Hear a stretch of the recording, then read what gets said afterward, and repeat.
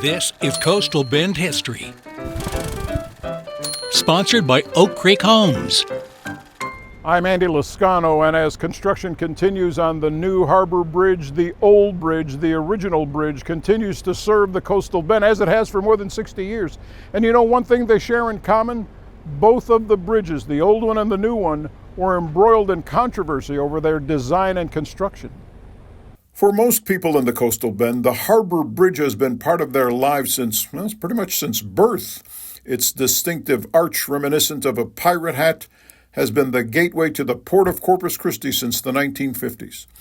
The original project was discussed in the early part of that decade and met much controversy. In fact, one large group wanted a toll-for-use tunnel under the ship channel. In fact, debates got so heated that then Mayor Albert Lichtenstein resigned in protest in 1953.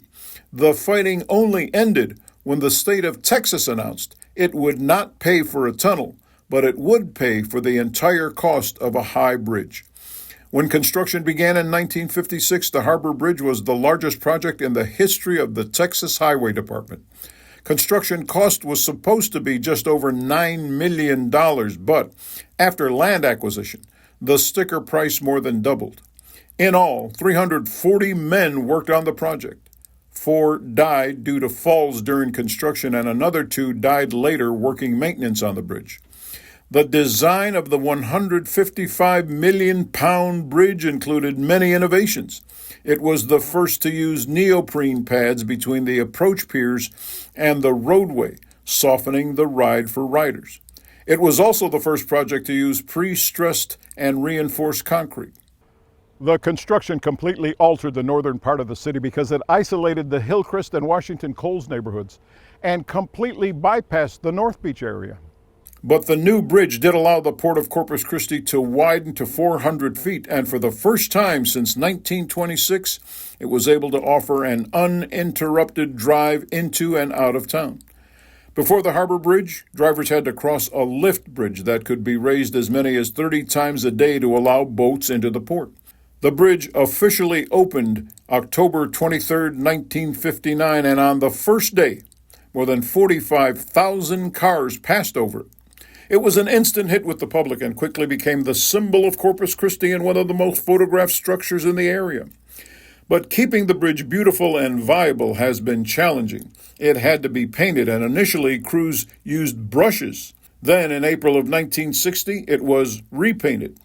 Over the course of 2 years, they learned spray guns were actually the best way to reach every part of the bridge, and it took 15,000 gallons of paint to cover the structure. Over the 60-plus years the bridge has been in service, painting costs alone have exceeded the original cost to build the bridge. In 1983, crews did a complete replacement of the roadway at a cost of $7 million. In 1986, the city replaced the original fluorescent lighting with amber-colored sodium vapor lights, and in 2010 those were traded out for LED lighting, which had to be removed in 2021 after the mounting brackets began to rust. The bridge itself was set to be torn down before that lighting would need to be replaced, but delays on the new Harbor Bridge have extended its stay. So right now the plan calls for the new Harbor Bridge to be complete and ready to go by next spring, 2025. And if all goes according to plan, then demolition of the original, the old Harbor Bridge, would begin in spring of 2026. Tell you what, if you want more information on the Harbor Bridge, just click the QR code you see on your screen, or just go to our website, christv.com, click on the Coastal Bend History tab, and you're going to see all of our Coastal Bend history stories, including this one. Until next time, I'm Andy Lascano.